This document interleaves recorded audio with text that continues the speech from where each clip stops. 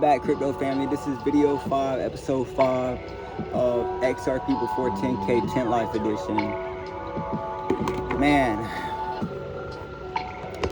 I've been so tired today, y'all. I've been so tired today, chat. Had a lot on my mind today, really. Man, I just be stressing, y'all, low key. Like, I'm not stressing because I'm blessed, but it's just like I'm ready to start this next part of my life, chat. I'm so ready to start just getting my finances right. Spirit is telling me that something is coming. I don't know when, y'all, but it's coming. Spirit's telling me within the next couple months, next 3 months, I'm gonna be traveling. So I just hope for all of us that something's gonna happen with XRP. This is what I'm thinking, y'all. This is what I'm thinking. I'm really hoping something's gonna happen with XRP, because I'm tired of living in this tent, y'all. Y'all know how, like, it kind of messes with your mind sometimes, because it's like 1 year you're like doing so great, and then the next year you're in a tent. And I know like my end goal for all of this is super big, so it's like this might be the biggest thing I ever done in my life technically, because this is like my millionaire it's just like my millionaire project, basically, this whole XRP thing. But just like on my mind, it just plays in my mind, because like people think they look at me and just like, oh, he's living in a tent. What's he doing? He's 27 years old, living in a tent, working at Burger King. And I'd never been the type of person to just like settle for less, you feel me? Right now I wouldn't even be working at this Burger King if I had the car, but the car is what's got me to be able to invest into XRP. Oh wow, I did not mean to do that. But anyways, chat, comment how y'all are feeling, man. I hope y'all spirits are high. Lately my spirits have been very high, very high, but that's because I've been working on myself, chat. I'm about 100 pages in to this book called The Mastery of Love. It's 210 pages. I'm at page 94 right now, and I've honestly been learning a lot, and I kind of wanted to read a little bit with you guys. There's this part in here called the magic kitchen, right? And this is really powerful. It says, your heart is like the magical kitchen. Your heart is like the magical kitchen. If you open your heart, you already have all the love you need. There's no need to go around the world begging for love. Please, someone love me. I'm so lonely. I'm not good enough for love. I need someone to love me to prove that I'm worthy of love. We have love right here inside us, but we don't see this love. Can you see the drama humans create when they believe they don't have love? They are starving for love, and when they taste a little love from someone else, that creates a big need. They become needy and obsessive about that love. Then comes the big drama. What am I going to do if he loves me? How can I live without her? Oh, what am I going to do if he leaves me? How am I going to live without her? They cannot live without the provider, the one who provides them with the everyday dose. And for that little piece of love, because they are so starving, they allow the other people to control their lives. They let others tell them what to do, what not to do, how to dress, how not to dress, how to behave, how not to behave, what to believe and what not to believe. I love you if you behave this way. I love you if you let me control your life. I love you only if you are good to me. If not, then forget it. The problem with humans is that they don't know that they have a magical kitchen in their heart. All the suffering begins because long ago we closed our hearts and we no longer feel the love that is there. At some point in our life, we became afraid to love because we believe that love isn't fair. Love hurts. We tried to be good enough for someone else. We tried to be accepted by someone else, and we failed. We have already had 2 or 3 lovers and a few broken hearts. To love again is to risk too much. Of course, we have so many self-judgments that we can't possibly have self-love. And if there's no love for ourselves, how can we even pretend that we share love with someone else? When we go into a relationship, we become selfish because we are needy. It's all about me. We are so selfish that we want the person whom we are sharing our life to be as needy as we are. We want someone who needs me in order to justify our existence, in order to feel that we have a reason to be alive. We think we are searching for love, but we are searching for someone who needs me, someone who we can control and manipulate. There is a war of control in human relationships because we are domesticated to compete for the control of the attention. What we call love, someone who needs me, someone who cares about me, isn't love, it's selfishness. How can that work? Selfishness doesn't work because there is no love there. Both people are starving for love. In the sex they have, they taste a little love and it becomes addictive because they are starving for love. But then all the judges are there, all the fear, all the blame, and all the drama.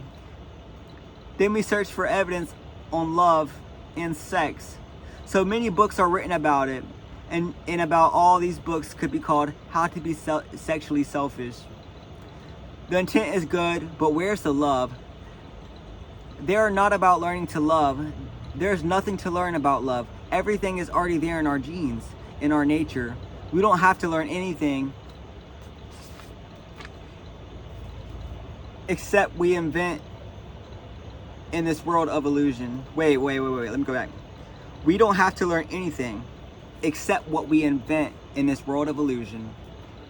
We search for love outside ourselves when love is all around us. Love is everywhere, but we don't have the eyes to see. Our emotional body is no longer turned to love. We are also afraid of love because it isn't safe to love. The fear of rejection frightens us. We have to pretend to be what we are not. We try to be accepted by our partner when we don't accept ourselves. But the problem is not that our partner rejects us. The problem is that we reject ourselves because we are not good enough, because that is what we believe. Self-rejection is the main problem. You are never going to be good enough for yourself when the idea of perfection is completely wrong. It's a false concept. It's not even real, but you believe it. Not being perfect, you reject yourself. And the level of self-rejection depends upon how strong the adults were in breaking your integrity. After domestication, it is no longer about being good enough for anyone else. You are no longer good enough for yourself because the big judge is always there reminding you that you are not perfect. As I said before, you can never forgive yourself for not being what you wish to be, and that's the real problem. If you can change that, take care of your half of the relationship. The other half is not your problem. If you tell someone you love him and that person says, well, I don't love you, is that a reason for you to suffer? Just because someone rejects you doesn't mean you don't have to, just because someone rejects you, it doesn't mean you have to reject yourself. And me personally, I used to have a lot of issues with that. I was just in a very toxic relationship, guys, and it led to me cutting myself because I did not have love for myself. I have fresh scars all over my body. I have gashes all on my arms because I was in a relationship and I did not love myself. I did not love myself. And that's why I want to read a little bit of this to you guys. I know this is about crypto and it's really about my life and living in a tent waiting for a $10,000 XRP. But yeah, anyways, my main thing with this is like, I really want to build my self-love, and I want to build and master love. I want to build the love that I have for myself, and I want to master love so that whenever I get in my next relationship, I can show genuine love and I can give real love. And that's what I want to do, because I can be rich, but I would rather be rich in soul than just be rich with money. I'd rather be spiritually rich, and I'd rather be a rich person eternally. So me getting right with the mastery of love and the mastery of self before XRP hits $10,000 a coin is basically me trying to build myself back up and build an eternal structure for myself so that I can never end up how I was in my last relationship. Like, man, y'all just don't know how bad it was. People think that I'm a bad person, chat. People think that I'm a bad person. I literally had people trying to ruin my reputation, chat. I had my last ex go to my other exes and make them think I'm a horrible person, which is crazy, you know? But yeah, so I really just like reading a little bit to you guys because I want you guys to try to focus on fixing yourself too. Don't just focus on getting your finances right. Get the whole thing right. Get your finances right and get your internal spirit right. And that's what I want you guys to do. So let me see where I was at.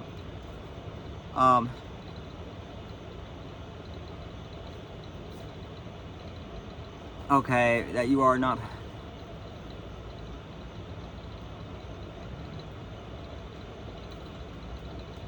You have to focus on the most wonderful relationship you can have, the relationship with yourself. It is not about being selfish, it is about self-love. These are not the same. You are selfish with yourself because there is no love there. You need to love yourself and the love will grow more and more. Then when you enter a relationship, you don't go into it because you need to be loved. It becomes a choice. You can choose someone you want to, and you can see who they really are. When you don't need their love, you don't have to lie to yourself. You are complete. When love is coming out of you, you are not searching for love because you are afraid to be alone. When you have all that you love, when you have all that love for yourself, you can be alone and there's no problem. You are happy to be alone, and to share is also fun. If I like you and we go out together, it is because we want to be jealous. If I like you and we go out together, it is because we want to be jealous. Because I have a need to control you, or you have a need to control me. Okay. If it's going to be that way, it isn't fun. If I'm going to be criticized or judged, if I'm going to have to feel bad, then no thank you. If I'm going to suffer, maybe it's better just to be alone. Do people get together to have drama, to possess each other, to punish each other, to be saved? Is that really why they get together? Of course, we have all those choices, but what are we really looking for? When we are children, 5, 6, 7 years old, we are attracted to each other children because we want to play, we want to have fun. We don't spend time with other children because we want to fight or have big drama. This is the last page I'm going to read out of this because I'm on page 100. That can happen, but it's going to be short-lived. We just keep playing and playing. When we get bored, we change the game, we change the rules, but we are exploring all the time. If you go into a partnership to have drama because you want to be jealous, because you want to be possessive, because you want to control the partner's life, you are not looking for fun. You are looking for pain, and that is what you're going to find. If you go into a relationship with selfishness, expecting that your partner is going to make you happy, it will not happen, and it's not the person's fault. It's your own. When we go into a relationship of any kind, it is because we want to share, we want to enjoy, and we want to have fun. We don't want to be bored. If we look for a partner, it's because we want to play, we want to be happy and enjoy what we are. We don't choose a partner just to give that person we claim to love all our garbage, to put all our jealousy, all our anger, all our selfishness onto that person. How can someone tell you, I love you, and then mistreat you and abuse you? Humiliate you and disrespect you. Okay, we're actually coming to the end of the chapter. Let's finish it. How can that person claim to love you? But is it really love? If we love, we want the best for those we love. Why put our garbage onto our own children? Why abuse them? Because we are full of fear and emotional poison? Why blame our parents for our own garbage? People learn to become selfish and choose their hearts so tightly. People learn to become selfish and close their hearts so tightly.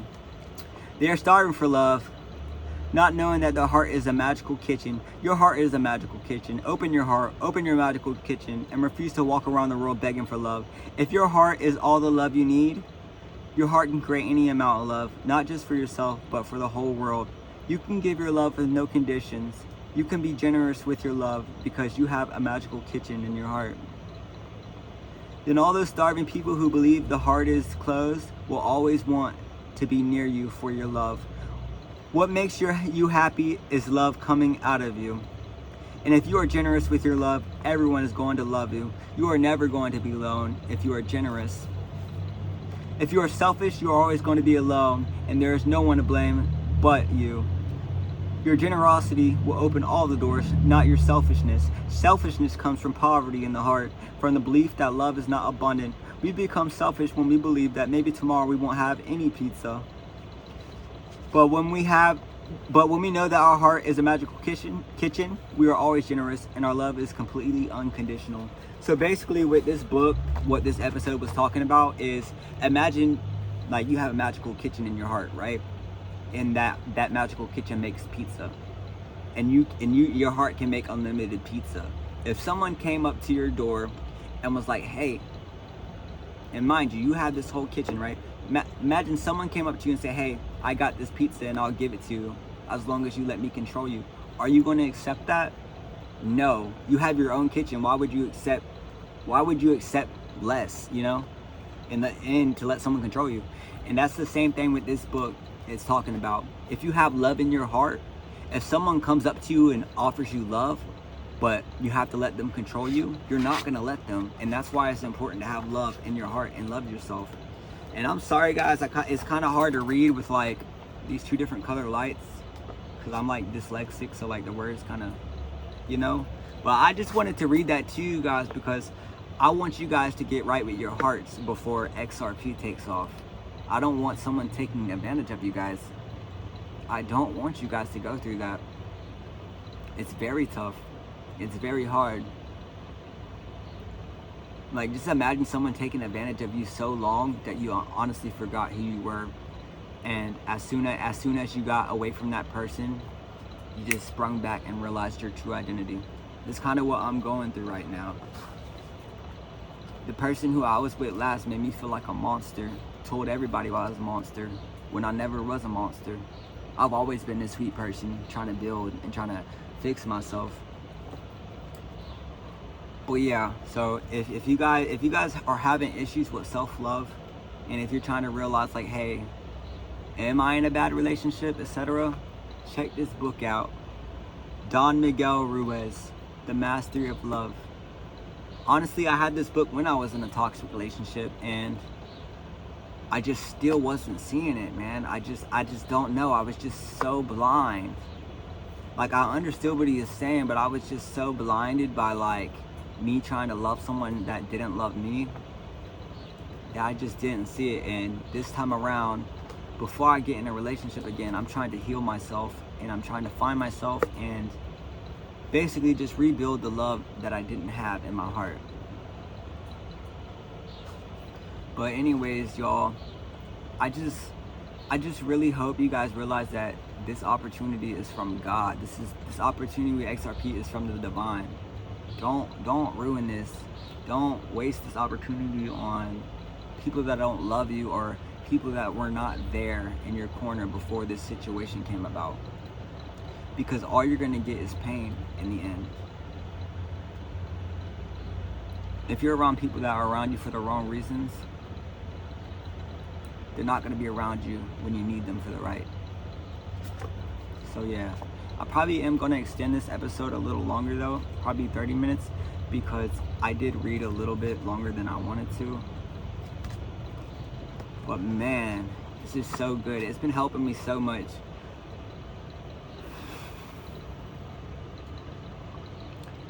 Like, y'all don't even understand, chat. It's so hard to work on yourself when you don't have any role models necessarily that have worked on themselves when it comes to love and choices and spirituality. God has told me that he's going to do everything for me. He's going to bring the right relationship in my life to me. I just have to put in the work. And that's what I'm doing. I'm mastering love. The next woman that I get with, she's getting a love master. Love master, light worker master. I know how to do the shadow work. Let's see how big this book is. I haven't really even started this one. This is a little shorter, 160 pages. I'm gonna knock that out eventually. Well, yeah, so just make sure y'all are working on y'allself, please. Because once all this gets going, you might not get the chance to work on yourself. Once you have all this money, you might not really get the chance to work on yourself because you're going to be so distracted. So it would be nice if you guys, if you have issues with love or relationship issues, or you find yourself in a toxic relationship, try to figure out why. It's not always that like God's just bringing you wrong people all the time. Maybe you just don't know what love is. And that's kind of where I'm at right now. The only relationship that I ever had where I knew it was love, I messed it up. And that's because I wasn't fully there for myself. I wasn't the person that I needed to be at the time. And I just can't let that opportunity slip. And I don't think you guys should either, because there's only a certain amount of time in this world. After this XRP hits, you know, people are going to be fake and people are just going to be throwing love at you. So you really need to understand what love is, how to know if someone does love you or if they don't love you. I'm going to give y'all a really strong example. If you're dating someone, right, and let's just say if you got a wife, you got a girlfriend or something, or a wife or something, and your wife's in the room, right, and you're arguing with your friend or something. If your wife starts taking your friend's side, or your girlfriend starts taking your friend's side and going against you, that's not your wife. That's not your girlfriend. Someone who truly loves you is not gonna speak out against you. If they don't believe that you did something right, they're not gonna put you on blast in front of everybody. They're gonna let it slide, you know, and then once everybody leaves, they're gonna talk to you behind the scenes and say, hey, what you did earlier was not okay, and I wanted to talk to you because I care about you, and I don't want to make you look a certain way. And that's one example how you know if you're around the right person, because I went through the same thing. Let me show you all this example. So in my last relationship, there's this dude that was following my girl around, right? And she was complaining about it to me, right? And I told her, next time I see the dude, I'm gonna go talk to him. And it just happened to be when I was walking out, I was out with her, out and about with her, that he came around. And me, you know me, I'm on that. If I love someone, I love them. I don't care. I'm not playing. I don't care who it is. If it's a gang, I don't care. I'm gonna confront him. So I confronted this dude and was like, hey, like, that's my woman. Chill out, bro. I don't want any issues with you, bro. But I'm just letting you know, because I don't play like that. Instead of the girl being like, hey, thank you for sticking up for me, I love you.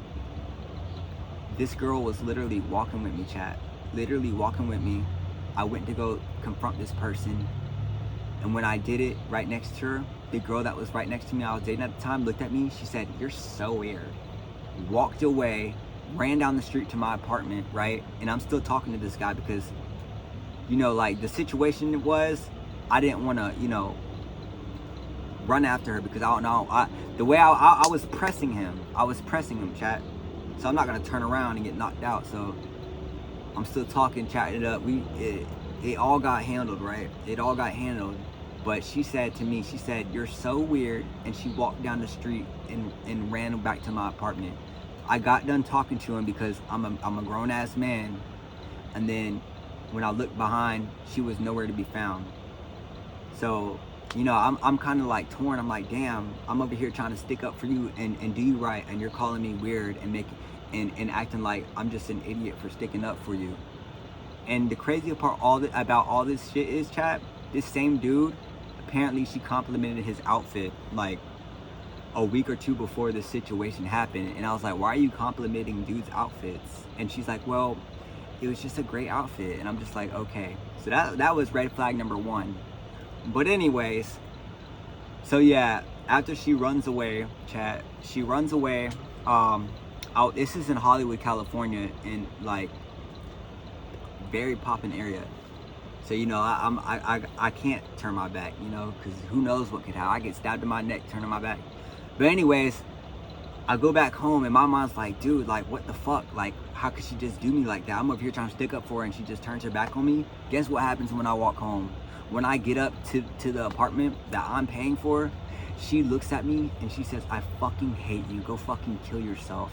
I hope you fucking die. You're a piece of shit, etc., etc. And that's what she had to say to me, chat. And me being so loving, I thought I did something wrong. So I just put the pain on myself and I beat myself up about it. But if I would have had this book, if I would have had the mastery of love built into my heart, right after she said you're so weird, I would have split right there. I would have said, okay, I'm weird. I'm showing you genuine love, you can go. But that's not how that worked, chat. It's not how that worked. Because I didn't have my love in my heart. And with all this being said, I'm just trying to get to the point is, I don't want people taking advantage of y'all, chat. I don't want people taking advantage of y'all in your hearts. Because a lot of you are very, very genuine and loving people. A lot of you. A lot of you feel like you're not understood. You're misunderstood. And that's why it's important to understand yourself. Because if you don't understand yourself, then you can just get thrown around in any type of way and done any type of way. So yeah, that self-love, I would say, would be the topic of this tent life before a $10,000 XRP. That's the topic of this chat tonight. We're gonna have another one tomorrow night. It'll be a little better, you know. But this has just been on my mind because this is what I'm going through right now, chat. And if anybody else is going through this, read a book, dude. Read a book. This is a great book. My mom sent me this because she heard what I was going through. And the sick part about it, people would be taking my ex's side and they don't even understand, like, hey, said numb friend, he's a great person. He's a beautiful young man. He's wise, he's smart. He's forgiving, he's loving, caring, thoughtful. But some people are not seeing that side of me because you have other people trying to ruin my reputation. You have other people saying I'm this and that. And that's why I'm on here on YouTube. I'm here to show the world who I am. I will not let someone ruin my image. If y'all got this far, put an amen in the chat, please. Put an amen. Just say amen, we love you, Nam. I need that. I really need that. It means a lot to me. But anyways, y'all, I'm gonna just end this off with, I think, what, June 17th, the was like Franklin or whatever ETF for XRP. It's like a $1.2 trillion ETF, Franklin Templeton or something like that, on July or June 17th that might go live. So y'all gotta look for that date. It's like $1.2 trillion an ETF. If that goes live, bro, we're cooking up, chat. We're cooking up. So y'all make sure y'all look into that. I think June 17th and like July 17th are very significant dates. But anyways, y'all, don't let up on XRP. It's the golden coin. God sent you here. And with God sending you here, trying to keep you in the line of abundance, I'm here.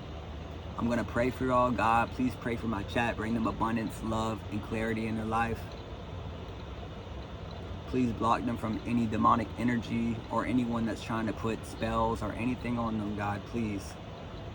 If they don't believe in you, God, please show them. Please show them, God, and bless their hearts.